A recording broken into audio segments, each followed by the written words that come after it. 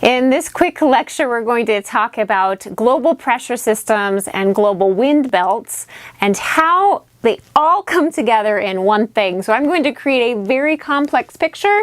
We're going to add layer upon layer to help you understand it so that you can kind of construct what's going on globally with all of the things with air pressure and wind. So how does it all come together? So I'm going to just start out by drawing our Earth. Whoa, that is not a great Earth. So let's try that again. Kind of like it got smushed on one side. Let's try again. Okay, so we have our Earth, and I'm going to put some belts around it. So our lines of latitude to keep track of everything. So we have the equator, which is 0 degrees. Then we're going to go a third of the way up. This is 30 degrees north latitude. We have 60 degrees north latitude, and at the tippity top, we have 90 degrees north, or North Pole. Same thing happens in the southern hemisphere, but it's 30 degrees south latitude, 60 degrees south latitude, and 90 degrees south latitude. Okay, so when we start to think about this, I've got to maybe use some different colors to try to keep track of everything. As we know from incoming solar radiation, it tends to be concentrated around the equator. So we have warm air right at the equator, and that causes air to start to rise. Okay, so this is from warming here. What this creates is a low pressure.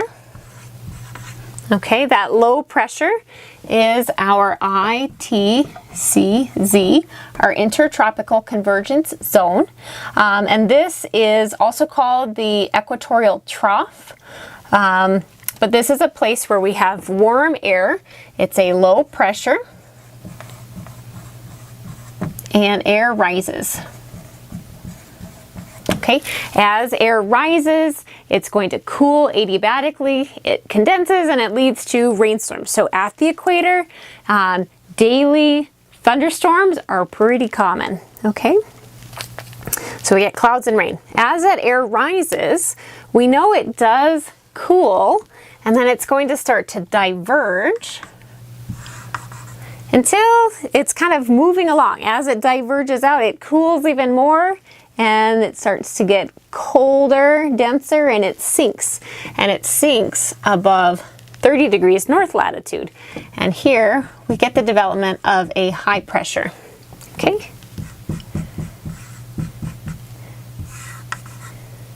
Okay.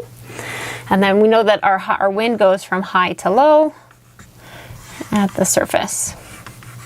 Okay? At 60 degrees north latitude, we have another low pressure. So the air rises, it's going to diverge aloft, and then it sinks back at the poles.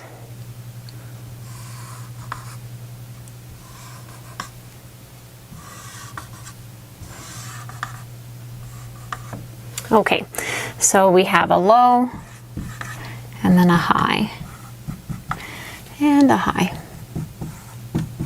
I told you it was going to get complicated with each one of these things. Okay, so a couple things about these highs and the lows. Right here at 30 degrees north and south latitude, these are our subtropical highs.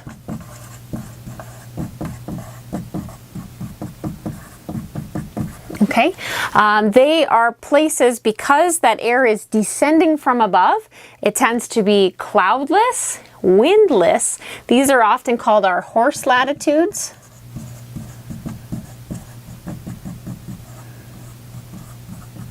And if you're trying to remember that the equator, they're also called the doldrums.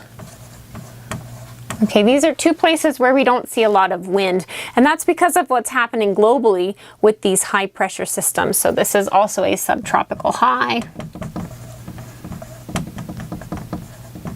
Okay, at 60 degrees north and south, these are our subpolar lows.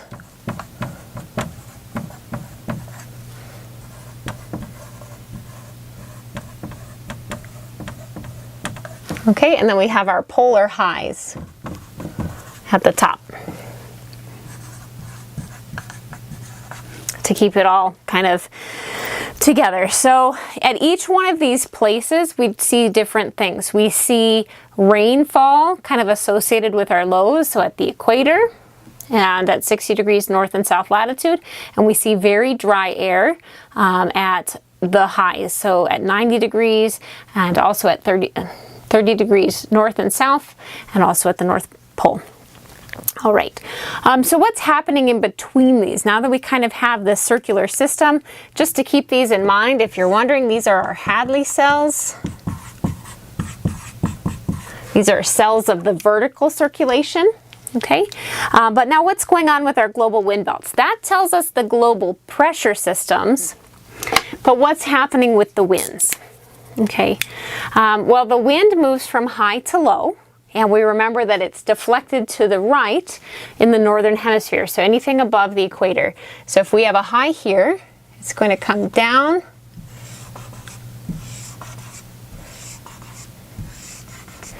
to the equator. Okay, this zone right here, these are the northeast. I'm going to write NE, and then trade winds. Okay, in the southern hemisphere, they come in, but this time they're deflected to the left. Okay, these are the southeast trade winds. And you might be wondering, where did those names come from? Winds are named based on the direction from which they are flowing. So these trade winds are flowing from the northeast down to the southwest. Down here in the southern hemisphere, they're flowing from the southeast up to the northwest. So they're called the southeast trade winds and the northeast trade winds. They're named for where they're coming from. Okay, above that we have everybody just calls them the westerlies. But based on naming, these ones are going to be our southwesterlies. Okay, might help you remember where they're coming from. They go from the southwest up to the northeast. Okay, and then down here we have, they diverge. And these ones would be the north, I'll put it in parentheses for you, westerlies. Okay. So, and then the last thing we have are polar easterlies.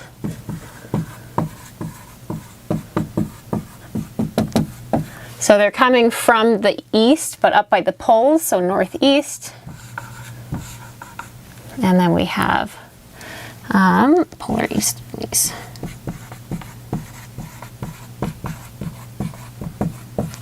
Okay, and then these ones are moving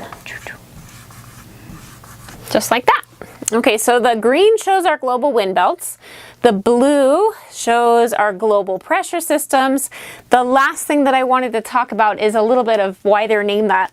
The trade winds are named because they are really good sources for trade. If you were to be trying to get a ship from one side of, let's say, the Atlantic Ocean to the other, you could hop into the trade winds, and the winds are going to help push your sails, and you're going to go across the ocean.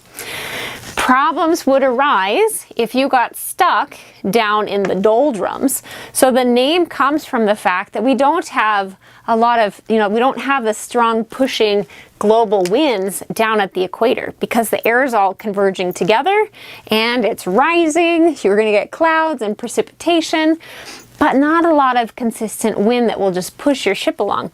So these are called the doldrums, because if your ship gets stuck here, you might be sitting for weeks until you kind of flow back into the big global wind belts or catch enough wind that you can move yourself back up into those and keep going. All right, now the horse latitudes. This one I always found intriguing when I was young and learning about this. This is also a place you wouldn't want your ship to get caught, because when you come here, the winds are coming down from above. It's nice, there's not a lot of storms, it'll be quite sunny, no clouds, but no consistent wind, and it could be a problem. So when ships were moving from Europe to the New World, so in North America, on these roots, if they got stuck in these horse latitudes right at 30 degrees north and they weren't getting a lot of wind, what